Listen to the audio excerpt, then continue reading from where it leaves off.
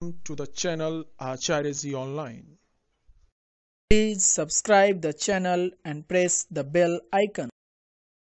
या बहन, आज के कलांश में मेरे द्वारा प्रौद्योगिकी एवं संस्थागत सुधार के तहत तमाम प्रकार की जानकारी आप सभी लोगों की दी जाएगी। जैसा कि हम सभी लोग इस बात से अवगत हैं कि भूमि एवं मिट्टी एक प्राकृतिक संसाधन है।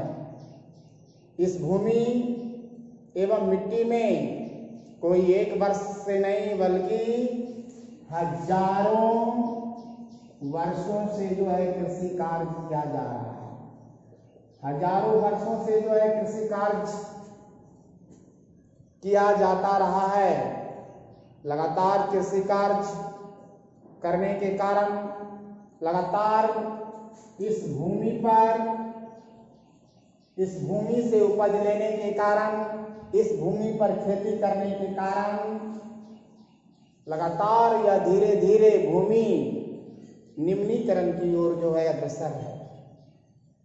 यह प्राकृतिक संसाधन की लगातार जो है अवक्षय हो रहा है। लगातार इसका अपरदन जारी है। लगातार इसकी उत्पादन क्षमता एवं कैपेसिटी जो है कम रही है। इस तरह से लगातार कृषि कार्य करने के कारण, लगातार खाद्यान्न आपूर्ति एवं विभिन्न प्रकार के फसल उत्पादन के करने के कारण आज यह भूमि जो कभी प्राकृतिक गुणों से भरी पूरी थी, आज यह धीरे धीरे बंजर की ओर जो है अग्रसर है। यह अपनी उर्वरता को खोती जा रही है। हमें वह कौन से क्रियाकलाप करना होगा, वह कौन से कार्य करना होगा ताकि यह पुनः जमीन या पुनः मिट्टी अपने खोती उर्वरा शक्ति को पुनः प्राप्त कर सके और इस भूमि को निम्नीकरण से बचाया जा सके। जरूरत इस बात की है कि बदलते माहौल में व्यापारिक एवं वाणिज्यिक क्रियाकलाप करने के कारण, जो लगातार हरित क्रांति के कारण जो भूमि का ह्रास हुआ है, हमें अपने प्रौद्योगिकी एवं संस्थागत सुधार की बदौलत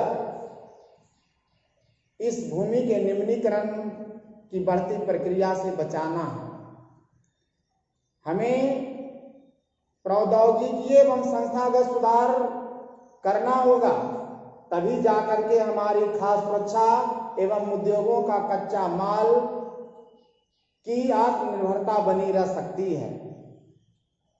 अगर हम चाहते हैं कि एक लंबे समय तक मानवीय समाज को, मानव समाज को खाद्य सुरक्षा मुहैया कराया जा सके, भूमि की निम्नीकरण को बचाया जा सके, भूमि की प्राकृतिक उर्वरता को बनाए रखा जा सके, कृषि की उत्पादन एवं कृषि की तीव्रता को हमेशा बरकरार रखा जा सके, तो हमें प्रौद्योगिकी एवं संस्थागत सुधार करना होगा।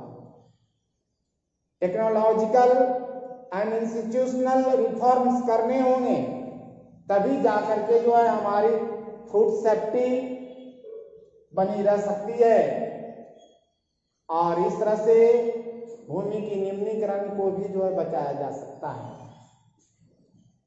अर्थात जब हमारा देश आजाद हुआ था, उस समय हमने संस्थागत सुधार के तहत सहकारिता को समाप्त किया, जमींदारी को समाप्त किया एवं चकबंदी व्यवस्था लागू की गई। आजादी प्राप्ति के बाद संस्थागत सुधार के तहत सहकारिता एवं जमींदारी को समाप्त किया गया और इसके तहत जो है चकबंदी की व्यवस्था लाई गई। लेकिन यह भी व्यवस्था कुछ ही राज्यों में सीमित करके जो है रह गया, कुछ ही राज्यों तक रह गया और इसका फैलाव पूरे देश में नहीं हो सका। पहले जोत का आकार जो है, खेत का आकार बहुत बड़ा बड़ा हुआ करता था।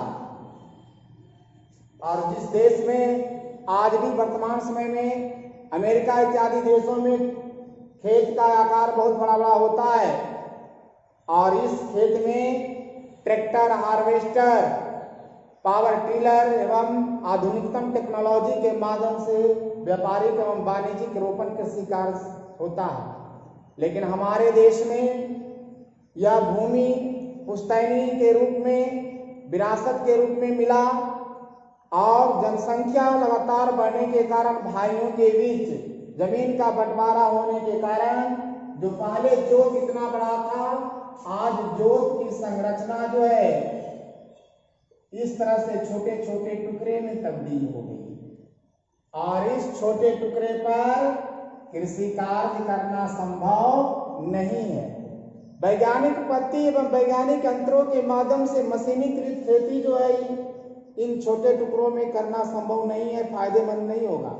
अगर हम वैज्ञानिक पद्धति एवं वैज्ञानिक तौर तरीके से अगर खेती करना चाहते हैं तो हमें जोत को बड़ा बनाना होगा, और इसके लिए चकबंदी व्यवस्था लागू करनी होगी। अर्थात जिस तरह से आबादी बढ़ने के कारण, जनसंख्या बढ़ने के कारण भाइयों के बीच जमीन छोटे छोटे टुकड़े में तब्दील हो गया।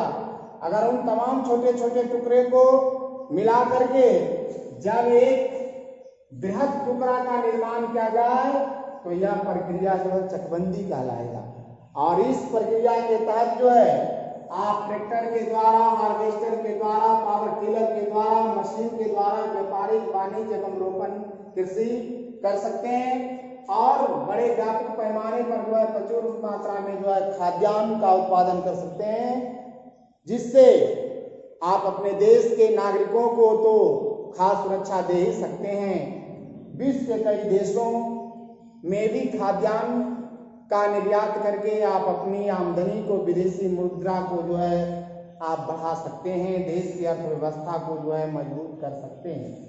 इस तरह से जो है चकबंदी व्यवस्था लाने की बात की गई थी, लेकिन यह व्यवस्था केवल कुछ ही राज्यों में सिमट करके रह गई, और यह अपना व्यापक स्वरूप को जो है नहीं ले सकी। इस तरह से प्रथम पंचवर्षीय योजना में भी जो है हमारे देश की सरकार को मुख्य जो उद्देश्य था भूमि सुधार करने का ही लक्ष्य था। इसलिए प्रथम पंचवर्षीय योजना में विभिन्न प्रकार के कार्यक्रम के तहत जो है भूमि सुधार ही प्रमुख लक्ष्य रखा गया था, प्रमुख जो है एम रखा गया था, ताकि भूमि को निम्नीकरण से बचाया जा सके और भूमि को बेहतर बनाने के लिए प्रौद्योगिकी एवं संस्थागत सुधार की जा सके। इस प्रयास के तहत, भूमि सुधार के प्रयास के तहत 1960 एवं 70 के दशक में पैकेज टेक्नोलॉजी लाया गया। 1960 एवं 70 के दशक में पैकेज टेक्नोलॉजी लाया गया। पैकेज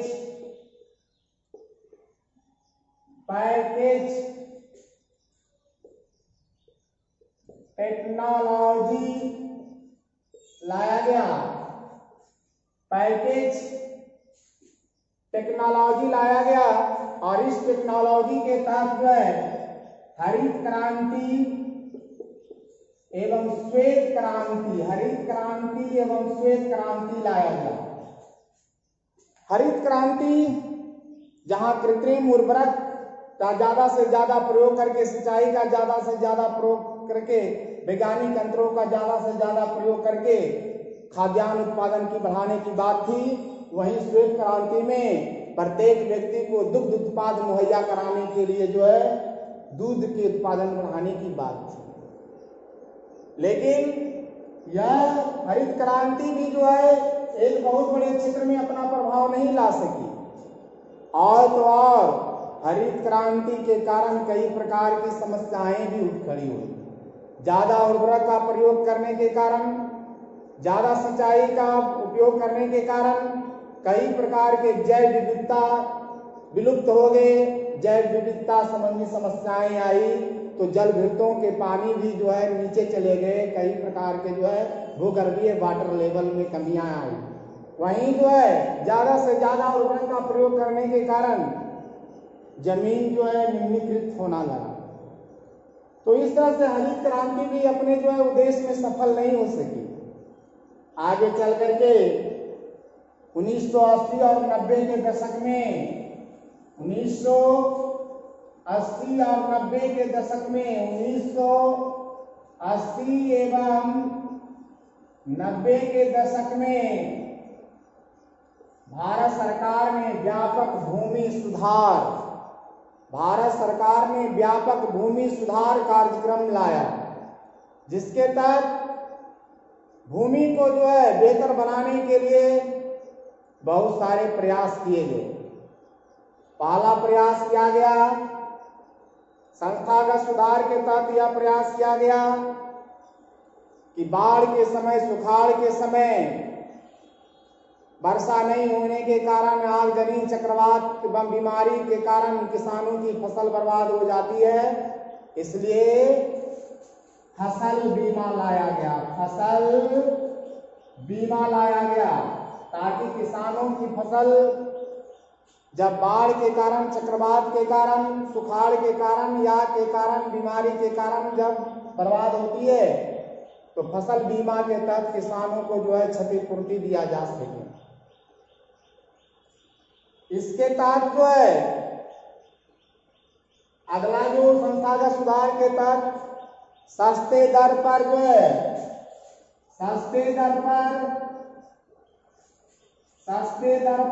है ऋण की व्यवस्था की गई ताकि हमारे देश के जो सीमांत एवं छोटे किसान हैं वह बैंकों से सस्ते दर पर जो है ऋण लेकर के अपना जो है खेती बाड़ी कर सके। इसलिए कई प्रकार की सहकारी समितियों एवं बैंकों की शाखाओं की स्थापना की गई ताकि सरलता एवं तरलता के साथ जो है सभी को जो है ऋण उपलब्ध हो सके। आगे चल करके किसान क्रेडिट कार्ड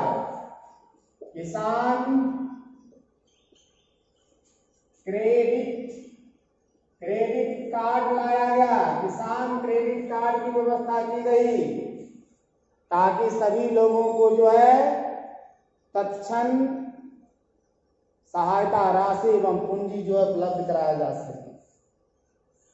इसके तहत व्यक्तिगत दुर्घटना बीमा भी लाया गया।